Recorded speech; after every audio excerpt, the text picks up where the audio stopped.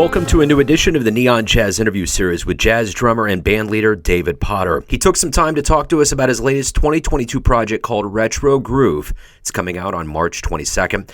The CD was formed out of the desire to solve a decades-old question from audience members about why jazz bands don't play more modern, recognizable songs.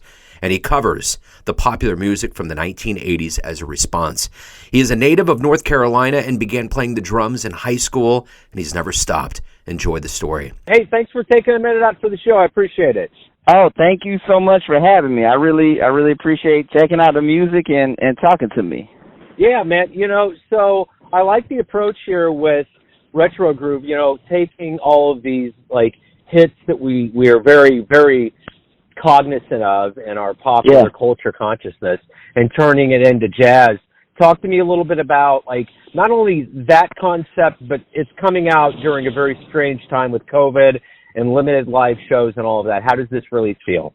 The impetus, the inspiration for this kind of came about just from years and years and years of playing jazz and the types of questions that I would get, and I think a lot of jazz musicians would be something along the lines of, hey, I really like what y'all are doing. I enjoyed the show.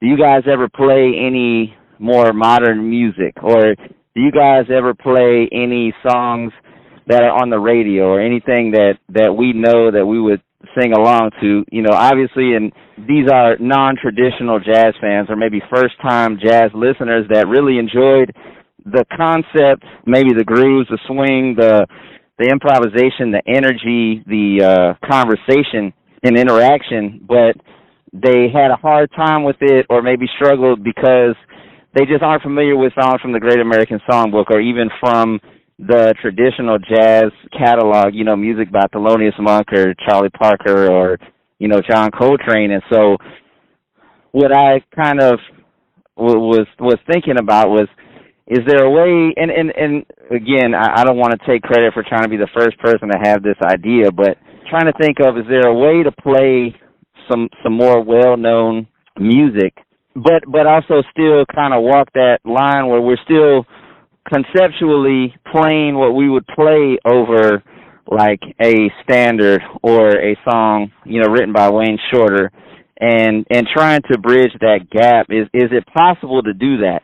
And it took me about 2 years to find the right songs and to come up with the right arrangements in order to be able to do that, because I feel like looking through the catalog of popular music, I thought about doing more recent stuff, like stuff in the past 10 or 20 years, and I really had a hard time just finding songs that had enough malleable material, enough in the foundation to be able to make into a jazz song, because the one big thing that I did not want to do, which I think a lot of people have done in the past, is they'll take a popular song, but they end up reharmonizing it, they rearrange it, they change the melody so much that it's almost unrecognizable from an original fan of that artist or song can't sing along to it. And I tried to really find a way to say, okay, one of my songs, if you're a big Doobie Brothers fan and you like, What a Fool Believes, can I craft a version of that, fans of that song and that era and that music will be able to sing along to and follow along to, but also traditional jazz fans or somebody that's looking for a more hardcore jazz concept can still groove on and can still appreciate. So that's kind of where that came from, if that makes sense. So I'm curious how you got the jazz bug. How did all of this begin for you, this journey into the jazz? Good question. So I did not come from one of these music generation after generation dynasty kind of families. Oddly enough, I played with Jason Marsalis for many years, and we all know about his family. I came from the opposite of that. I'm the only professional musician in my family as far out as I've been able to find. Really, it was a strange kind of turn of events, because I was really into sports growing up and thought at one point I might want to be a comedian of all things. And I was actually getting into some trouble with grades and just some little juvenile delinquency-esque stuff. And my mom said, I think music is going to be a good outlet for you. So she kind of made me actually play in the band, like the school band. And I picked drums because I thought they would be the easiest thing to learn because I had no interest in doing it. I was just being made to by my mom. Ended up finding out pretty quickly that I had somewhat just of a natural affinity for it. I had a natural passion for it. After, 2 years of playing, rock and roll and hip hop and funk and just popular music, I was a really big fan of Dennis Chambers. I actually got a hold back in the days when VHS instructional tapes were all the rage. I got a hold of some of his I think it was DCI was the company maybe back then that was producing a lot of that stuff. They had one with Jocko, and Chick Corea did a couple cool ones, but he did some with John Scofield's quartet, actually. And the guy that was interviewing him asked him, hey, what are some of the drummers that you checked out coming up? And he started naming, people like Tony Williams and Philly Joe Jones and Elvin Jones and Art Blakey. And I was just kind of like, who in the world are these guys? And I hadn't heard of them and wasn't really interested in them. But from a logical standpoint, I said, well, if Dennis Chambers is my man and I want to be able to sound like him, I need to, and also Billy Cobham is somebody that I was big into at that point, then I need to kind of follow that rabbit hole down and try to find people that we checked out.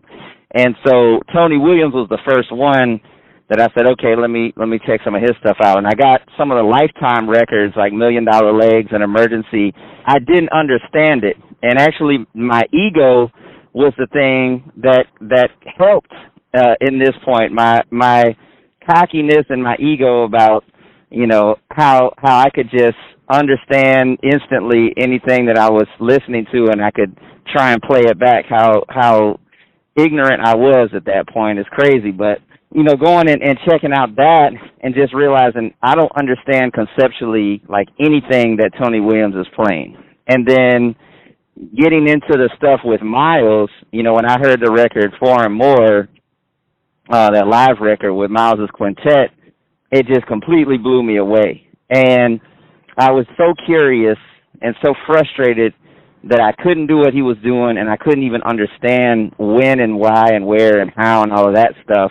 I started checking out more records, and then my junior year of high school, I had a teacher come in that was a trumpet player, a jazz trumpet player, and I started asking him questions about how the music is. He's like, well, you need to check the records out. So I would borrow his tapes and his CDs and just listen to them, and I would force myself. I remember some of the first records I got were Art Blakey's Moanin', Thelonious Monk's Monk's Dream, John Coltrane's Giant Steps.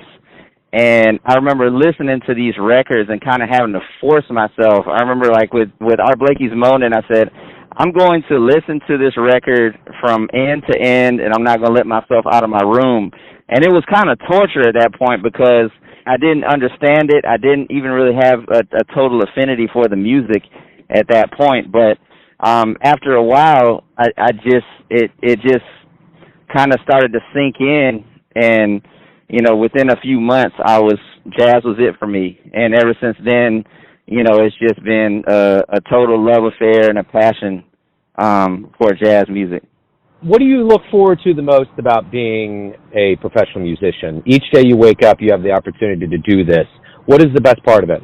I think being able to kind of take people in a performance situation, a live performance situation, be able to take people away from the stresses and pains and rigors of everyday life and kind of transport them into another dimension, even if but for a brief set period of time, because that's what music has always done for me. It's been an escape. It's been therapy. It's been, something that can comfort me, something that's been almost like cathartic to hear and play, and to be able to do that for other people, just that's really it for me. Everyone has a perception of you, an idea of who they think you are, your family, your friends, your fans, but ultimately you live your life. You have a perception of yourself. Who do you think you are? Wow, that's a deep, good one. And it's funny, too, because I think one of the things, and I think about this from time to time, one of the things that all of us can do is you start to perceive yourself and your self-worth based off of your career output or your passion for your art or your hobby or whatever.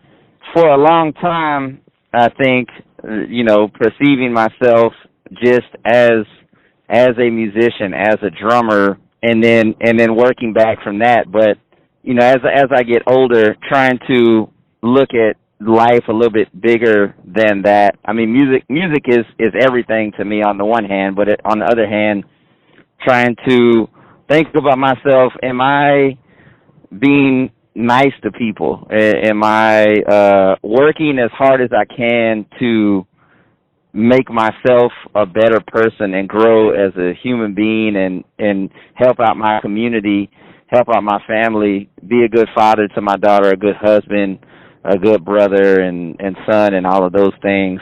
Try to be patient with people and understand that everybody's going through their journey, and you can never really understand what's going on in someone's life just by having a conversation with them or having one single interaction with them. Everybody behaves the way they do for a reason. And also, the older I get, trying to cut myself slack sometimes when either my personality flaws or my playing are not where I want them to be, and just realizing, this is an unfinished product. This thing is in progress. Everything, even with my recordings, recording can be very obsessive and compulsive, especially trying to capture like jazz music in a sterile environment like a recording studio, and trying to generate the same level of intensity and energy and interaction that we would in a live setting. Just trying to cut myself, just be understanding that this is part of the journey, part of the path, and it's a snapshot in time of where we all were in that moment. That doesn't have to define us for the rest of our lives, hopefully. Right on, man. I like that answer. Hey, thank you for opening up about the album. Good luck with it. Good luck with the return to the stage. I appreciate your time. Yes. Thank you very much. Thanks for listening and tuning in to another Neon Jazz interview, where we give you a bit of insight into the finest cats in North Carolina, Kansas City, and spots all over the world, giving fans all that jazz. Thanks to Dave for his time, music, and stories. If you want to hear more interviews, go to Famous Interviews with Joe Domino in the iTunes Store. Visit neonjazz at youtube.com, and for everything Neon Jazz all the time, go to the neonjazz.blogspot.com. Until next time, enjoy the jazz, my friends.